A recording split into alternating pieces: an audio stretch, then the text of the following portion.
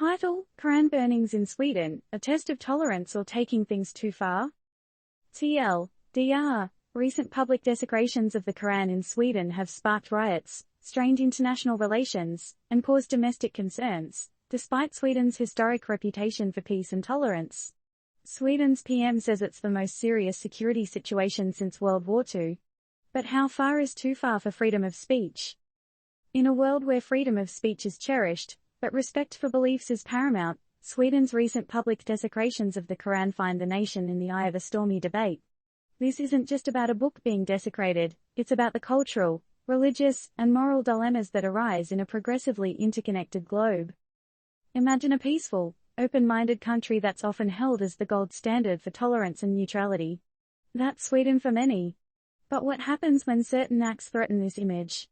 Prime Minister Ulf Kristersson didn't mince words when he recently voiced his concerns, emphasizing the gravity of the situation by suggesting it's the most severe the nation has faced since the dark days of World War II.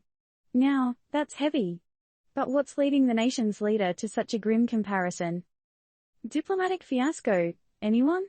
Several governments from predominantly Islamic countries have cast a discerning and disapproving eye on the Swedish authorities. Their bone of contention: they believe that the Swedish government should have acted against such desecrations of the Muslim holy book. But here's the twist: the Swedish government did condemn these acts. However, they also pointed out their hands are somewhat tied due to the nation's strong laws on freedom of speech. And this is where it gets tricky. How do you strike a balance between preserving the right to freedom of speech and ensuring respect for religious beliefs? Now, consider this real-life example. It's like playing loud music in an apartment complex.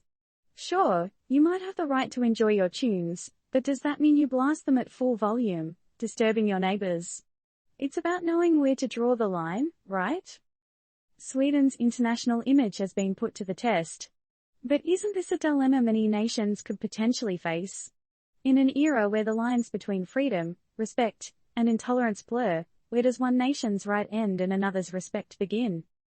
Final question: in the age of global connectedness and shared cultural sensitivities, how should countries navigate the thin line between freedom of speech and respect for religious beliefs?